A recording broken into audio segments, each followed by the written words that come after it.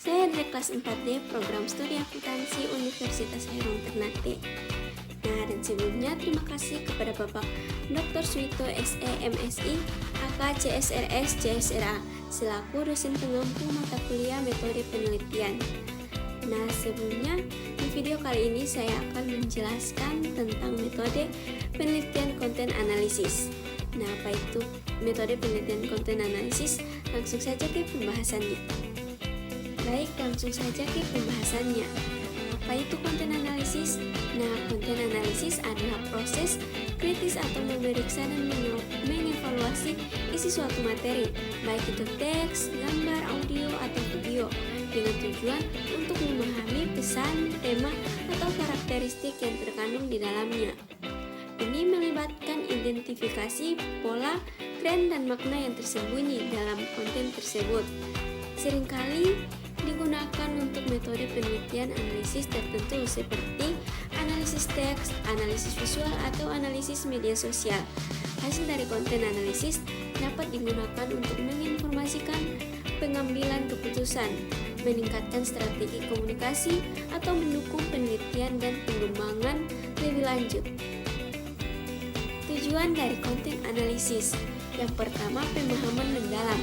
Pemahaman mendalam ini untuk memahami pesan, tema, atau makna yang terkandung dalam sebuah materi konten. Dan yang kedua, pengenalan pola dan tren. Pengenalan pola dan tren ini untuk mengidentifikasi pola-pola yang mungkin tersembunyi dalam konten tersebut, seperti tren yang muncul atau preferensi audiens. Dan yang ketiga, evaluasi kualitas. Evaluasi kualitas ini untuk mengevaluasi keefektifan, keaslian, atau referensi konten terhadap tujuan komunikasi atau pengaruh yang diinginkan. Dan yang keempat, pemetaan audiens untuk memahami preferensi, kebutuhan, dan perilaku audiens yang dituju. Dan yang kelima, peningkatan strategi komunikasi. Nah, ini untuk menyempurnakan strategi komunikasi baik dalam pemasaran, edukasi, atau kampanye sosial. Dan yang keenam, pengukuran dampak. Nah, pengukuran dampak ini untuk mengukur dampak konten terhadap audiens atau masyarakat seperti tingkat keterlibatan atau respon. Dan yang ketujuh, identifikasi peluang baru. Nah, identifikasi peluang baru ini untuk mengidentifikasi peluang baru seperti tren pasar atau perkembangan dalam industri tertentu.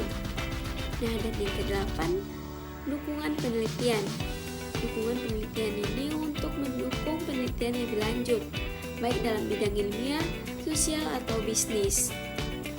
Nah, melalui pencapaian tujuan-tujuan ini, konten analisis dapat menjadi instrumen yang kuat dalam menginformasikan keputusan dan strategi komunikasi.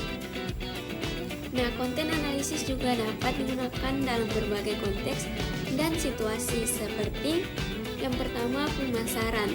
Untuk mengevaluasi keberhasilan kampanye pemasaran, memahami perilaku konsumen, dan mengoptimalkan konten untuk target audiens. Dan yang kedua, pendidikan.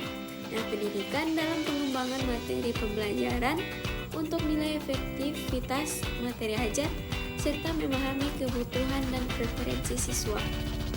Dan yang ketiga, penelitian dalam bidang akademis atau ilmiah untuk menganalisis dan memahami data serta menemukan pola atau tren yang signifikan. Dan yang keempat, media sosial untuk monitor percakapan online, mengukur keterlibatan penggunaan, dan mengidentifikasi tren yang relevan. Dan yang kelima, jurnalisme dalam pengolahan dan pengevaluasi konten berita serta memahami respon dan reaksi pembaca terhadap berita atau cerita tertentu. Dan yang keenam, pengembangan produk. Nah, pengembangan produk untuk memahami kebutuhan dan keinginan pelanggan serta mengevaluasi produk atau fitur yang ada. Dan yang ketujuh, kepemimpinan dan manajemen dalam pengambilan keputusan strategi untuk memahami tren pasar, evaluasi pesaing, dan mendukung pengambilan keputusan yang berbasis bukti.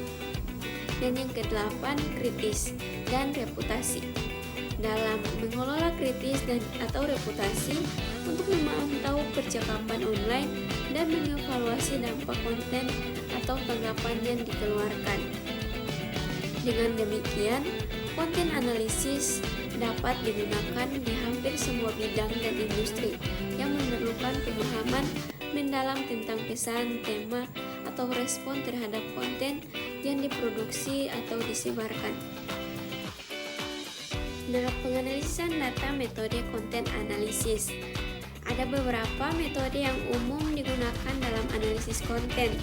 Seperti yang pertama, analisis teks. Nah, analisis teks ini melibatkan pembacaan dan interpretasi teks secara sistematis untuk mengidentifikasi tema, pesan, atau pola yang muncul. Dan yang kedua, analisis visual. Nah, analisis visual ini fokus pada interpretasi elemen visual seperti gambar, grafik, atau layout untuk memahami pesan yang disampaikan. Dan yang ketiga, analisis media sosial. Analisis media sosial ini menggunakan alat atau perangkat lunak yang mengumpulkan dan menganalisis data dari platform media sosial untuk mengidentifikasi tren, sentimen, atau pola perilaku. Yang keempat, analisis kualitatif. Analisis kualitatif adalah pendekatan yang lebih mendalam dan deskriptif untuk memahami konteks dan makna yang terkandung dalam konten.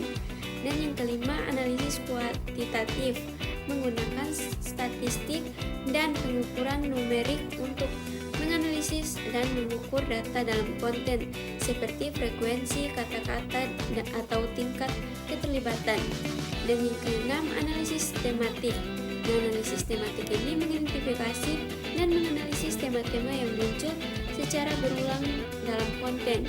Dan yang ketujuh, analisis semantik.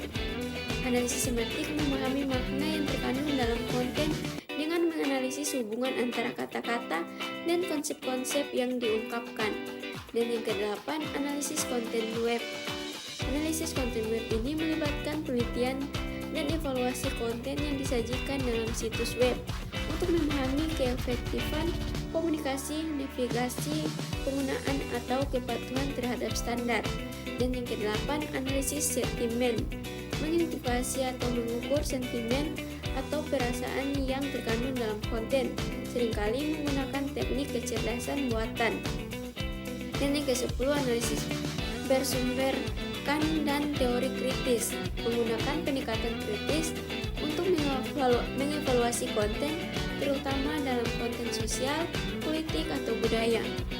Pemilihan metode analisis yang tepat tergantung pada jenis konten yang dianalisis, tujuan analisis, dan sumber data yang tersedia. Biasanya kombinasi beberapa metode dapat memberikan pemahaman yang lebih komprehensif tentang konten yang diteliti. Nah, berikutnya teknik pengumpulan data metode konten analisis. Nah, dalam konten analisis, teknik pengumpulan data dapat bervariasi tergantung pada sumber dan jenis konten yang dianalisis.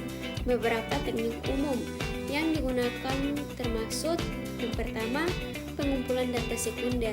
Nah, pengumpulan data sekunder ini menggunakan sumber data yang sudah ada, seperti dokumen, artikel, atau publikasi lainnya.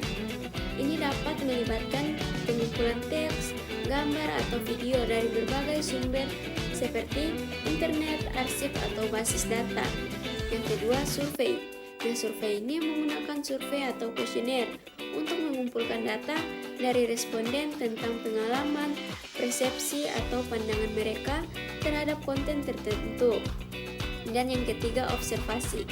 Observasi ini mengamati perilaku atau interaksi penggunaan dengan konten, baik itu secara langsung atau melalui rekaman video atau pengamatan online. Dan yang keempat, wawancara. Nah, wawancara ini melakukan wawancara dengan individu atau kelompok yang terlibat dalam pembuatan atau konsumsi konten untuk mendapatkan wawasan dalam pemahaman yang lebih dalam. Dan yang kelima, pengumpulan data web. Nah, pengumpulan data web ini menggunakan teknik pengumpulan data otomatis atau manual untuk mengumpulkan konten dari situs web, forum, atau platform media sosial. Dan yang keenam, fokus group.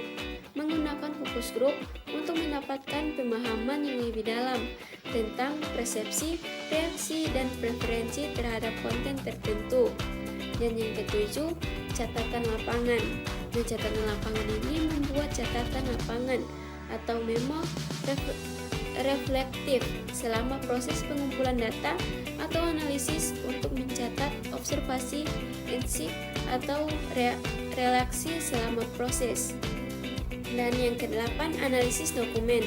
Mengumpulkan dan meninjau dokumen terkait seperti laporan, studi kasus, atau kebijakan untuk mendapatkan pemahaman konteks yang lebih baik.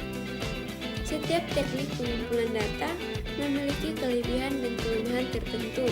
Dalam pemilihan teknik yang tepat tergantung pada tujuan analisis, jenis konten yang dianalisis, dan ketersediaan sumber data.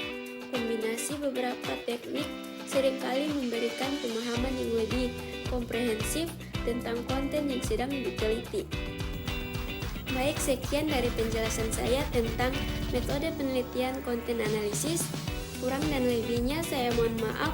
Wabillahi taufiq walhidayah. Wassalamualaikum warahmatullahi wabarakatuh.